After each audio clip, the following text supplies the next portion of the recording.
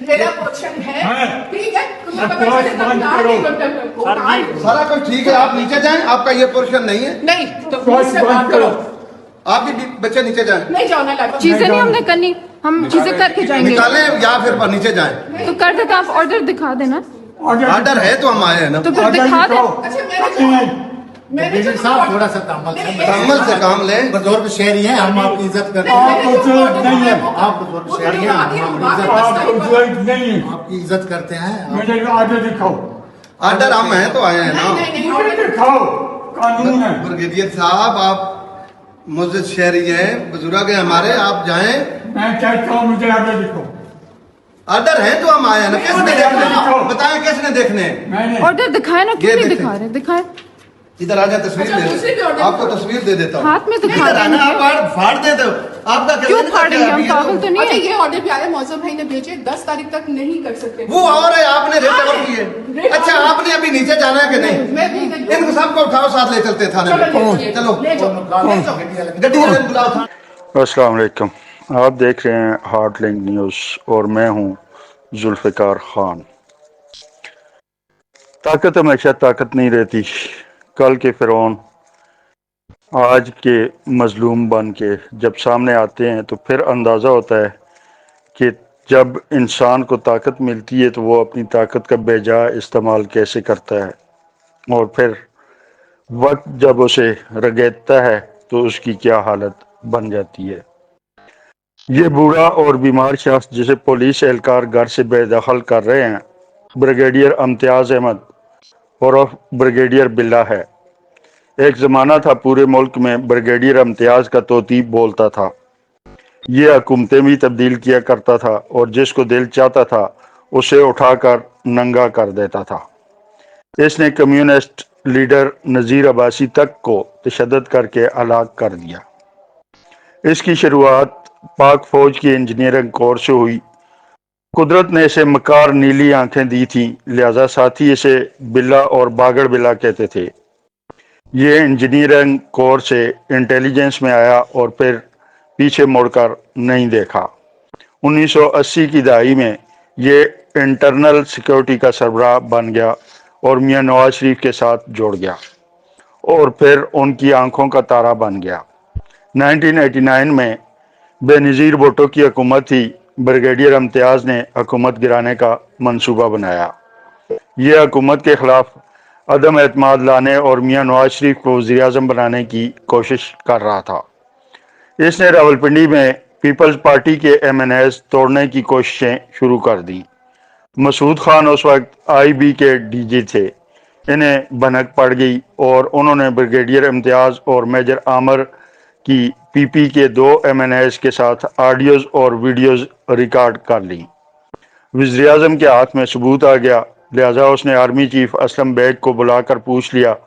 Aslam bag اور اس وقت کے D G I S I general Shams ur Rahman Kallu المعروف جنرل کلو مکر گئے اور ملبہ جنرل امتیاز پر آ گرا. اس نے میجر عامر کو بھی ساتھ لپیٹ لیا، جبکہ میجر عامر اس سازش میں شامل نہیں تھے.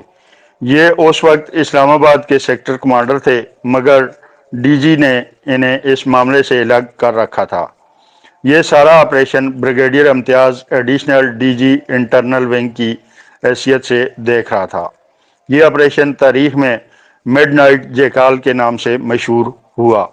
بہرحال قصہ مختصر، جنرل اسلم بیگ نے بریگیڈیئر امتیاز اور میجر عامر کا کورٹ مارشل کر کے انہیں ملازمت سے فارغ کر دیا. میاں نواز شریف وزیر اعلیٰ پنجاب تھے. انہوں نے بریگیڈیئر امتیاز کو برخاستگی کے باوجود پنجاب میں ایڈیشنل چیف سیکریٹری لگا دیا. یہ 1990 میں الیکشن جیت کر پہلی بار وزیر اعظم بنے تو انہوں نے بریگیڈیئر بلّہ کو ڈی جی آئی بی بھی لگا دیا اور یہاں سے بریگیڈیئر بلّہ کو ایک بار پھر عروج ملا. یہ 1993 تک ڈی جی آئی بی رہا. بڑے بڑے نامی گرامی وزراء اس کے دفتر کے باہر بیٹھے رہتے تھے. اقتدار اور طاقت کی گنگا اس کی میز کے نیچے بہتی تھی اور یہ خود بھی اس میں غسل کرتا تھا اور اپنے دوست احباب کو بھی ڈبکیاں لگواتا تھا. بہرحال قصہ مزید مختصر، 1994 میں بے نظیر بھٹو دوبارہ آ گئیں اور بریگیڈیئر ایک بار پھر پھنس گیا.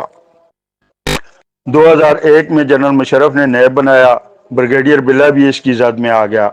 اس زمانے میں اسلام آباد میں اس کی 24 پراپرٹیز دریافت ہوئیں، زمینیں، زیورات، بینک اکاؤنٹس اور بے نامی جائیدادیں ان کے علاوہ تھیں۔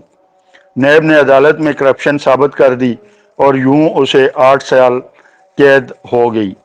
یہ 2008 میں اڈیالہ جیل سے رہا ہوا اور 2010 میں اسے ایک بار پھر چیئرمین OGDC عدنان خواجہ کے ساتھ گرفتار کر لیا گیا، مگر یہ اس وقت تک کینسر کا مریض بن چکا تھا، اس کی حالت بھی ٹھیک نہیں تھی، لہٰذا عدالت نے اسے رہا کر دیا اور یہ اس کے بعد گوشہ گمنامی میں چلا گیا۔ میں بھی اسے بھول گیا، لیکن پھر اچانک اتوار کی رات اس کی ویڈیو سامنے آئی اور میں قسمت کے رنگ دیکھ کر دنگ رہ گیا۔ بریگیڈیئر امتیاز کی تازہ ترین کہانی یہ ہے، یہ اپنی جس اولاد کے لیے لوٹ کھسوٹ کرتا رہا، اس نے جن بچوں کے لیے کراچی کے کلین اپ آپریشن میں آرام کا مال اکٹھا کیا تھا، وہ اس کے بڑھاپے میں اس کی جان کے دشمن ہو گئے۔ بڑے بیٹے نے چپکے سے اس کی ساری پراپرٹی اونے پونے بیچی اور رقم لے کر باہر بھاگ گیا۔ یہ دوسرے بیٹے کے ساتھ رہنے پر مجبور ہو گیا۔ دوسرا بیٹا پہلے بیٹے سے زیادہ ظالم تھا، اس کی زیادتیاں اس کی ماں برداشت نہ کر سکی اور وہ بیچاری انتقال کر گئی۔ امتیاز بلا بیوی کی وفات کے بعد اکیلا ہو گیا۔ بیٹے نے اسے گھر میں قید کر دیا، یہ 1.5 سال گھر میں قید رہا۔ بیٹی کو پتہ چلا تو وہ اپنے بیٹے کے ساتھ باہر سے واپس آئی اور والد کو بھائی کی قید سے نجات دلائی۔ یہ گھر امتیاز بلا کا تھا، لیکن اس نے اسے بیٹے کے نام کر دیا تھا اور یہ اس کی سب سے بڑی غلطی تھی۔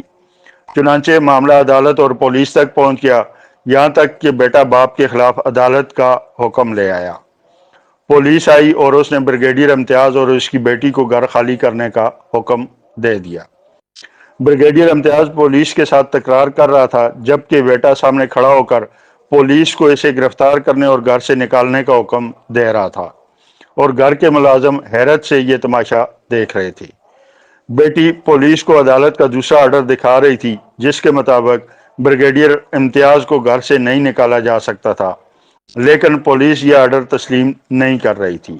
میں نے یہ مناظر دیکھے اور کانوں کو ہاتھ لگا کر اللہ سے معافی مانگتا رہا۔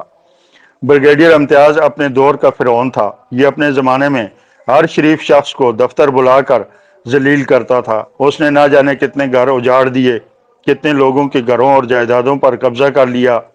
اس کے دور میں کراچی میں آپریشن کلین اپ شروع ہوا تھا۔ اس آپریشن کی آڑ میں بھی لاتعداد لوگوں کو غائب اور ٹارچر کیا گیا، ان میں درجنوں بے گناہ اور معصوم لوگ تھے۔ ان کا واحد مجرم مہاجر ہونا تھا۔ اس زمانے میں ہر مہاجر کو الطاف حسین کا ساتھی سمجھا جاتا تھا۔ کراچی کے آپریشن کے دوران ٹھیک ٹھاک کرپشن ہوئی۔ بریگیڈیئر امتیاز اور اس کے ساتھیوں نے دونوں ہاتھوں سے جی بھر کر لوٹا، لیکن پھر اس ساری مارا ماری کا کیا نتیجہ نکلا؟ یہ خود 8 سال جیل میں پڑا رہا اور اس کے مال پر اس کے وہ بچے پلتے رہے جنہوں نے جیل کے بعد والد کو اون کرنے سے انکار کر دیا، جنہوں نے اسے 1.5 سال گھر میں قید رکھا اور آخر میں اس کی واحد چھت بھی اس سے چھیننے کی کوشش شروع کر دی۔ یہ جس بیٹے کے لیے ہر جائز اور ناجائز طریقے سے دولت جمع کرتا رہا، وہ آخر میں سے دھکے دے کر گھر سے نکالنے کے لیے پولیس لے آیا، اور پولیس اس شخص کے ساتھ اس کے گھر میں کھڑے ہو کر بدتمیزی کرنے لگی، جس کے ایک اشارے پر IG تبدیل ہو جایا کرتے تھے۔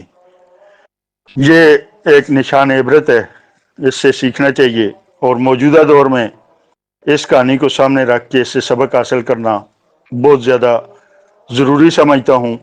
جو کچھ آج کل چل رہا ہے وہ بھی اسی کہانی کا ایک تسلسل ہے، اور نتیجہ بھی شاید یہی ہوگا۔ میں کامل یقین رکھتا ہوں اللہ کے انصاف پہ کہ آج جو کچھ ہو رہا ہے ان لوگوں کے ساتھ بھی آنے والے وقت میں یہی کچھ ہونا ہے۔ اس لیے ابھی بھی وقت ہے، سنبھل جاؤ، اس عوام کا حق لوٹا دو، یہی تمہارے حق میں بہتر ہے۔ ناظرین، آپ نے یہ پروگرام دیکھا، امید کرتا ہوں کہ پروگرام آپ کو پسند آیا ہوگا۔ پسند آنے کی صورت میں ویڈیو کو لائک اور شیئر ضرور کیجیے گا، چینل کو سبسکرائب کرنا اور گھنٹی کے بٹن کو دبانا نہ بھولیے گا تاکہ میری ہر آنے والی پوسٹ آپ تک بر وقت پہنچ سکے۔ اجازت دیجیے اپنے میزبان ذوالفقار خان کو ملتے ہیں ایک اور پروگرام میں ایک اور موضوع کے ساتھ انشاءاللہ.